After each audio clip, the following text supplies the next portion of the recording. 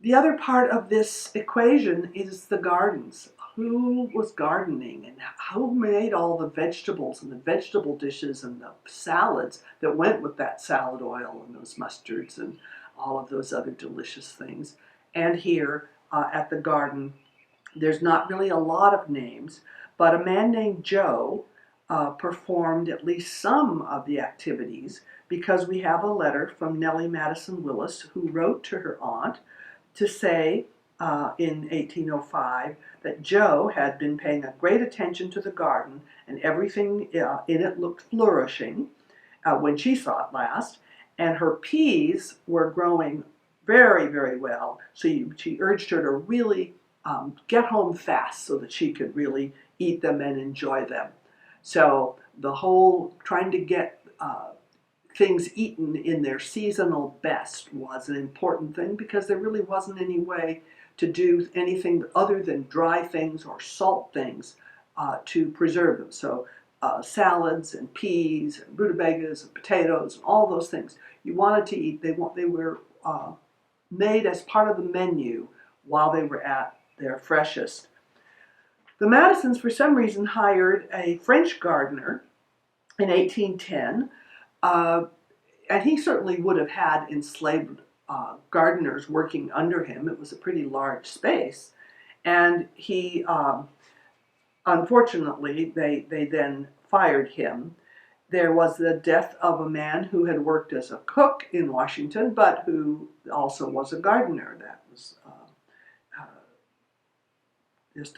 people died from many kinds of things in those times, from diseases that were incurable. And so that was a sad loss, even though we don't get his name from Madison, which is what's really so frustrating.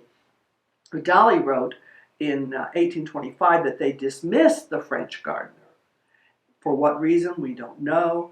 But as soon they called in, she says, they called in 3 black men who understood the business, and we hope to have from them as many good things as usual. So clearly there were 3 enslaved men who knew gardening and could step right in after the firing of the French gardener and produce vegetables as good as any that had been before.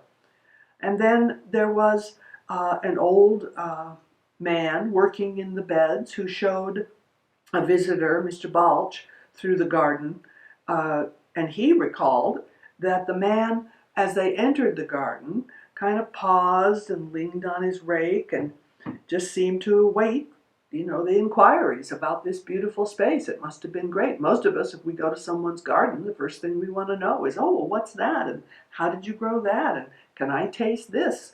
And so he was kind of waiting down. But he comments that he took me down the inclined plane of the garden and showed me various plants and grafted trees.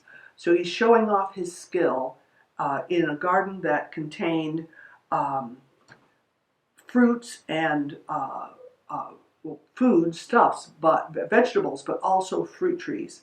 And they grew cherries and figs, and all of those take knowledge to know how to deal with them, how to graft them, how to grow them, how to prune them, so that when the time came to have a cherry pie or to make a cherry cordial, the kinds of things that Dolly Madison would have required at her table, her cooks and the cook's assistants and the scullions and the yardmen and all of the other producers of food here had some idea of their input to it and how to go about making it happen, especially since so many of them had multiple kinds of skills. They were not limited to just a single work role. For an example, apparently many the weavers and the spinners here worked kind of full-time, producing enough cloth for the enslaved community. But it wasn't just clothing. They probably produced all the aprons and all of the dish towels and the pot holders that have to be used when you're using cast iron materials that will burn your hands. And so all of those items also would have come from a group, the spinners and the weavers.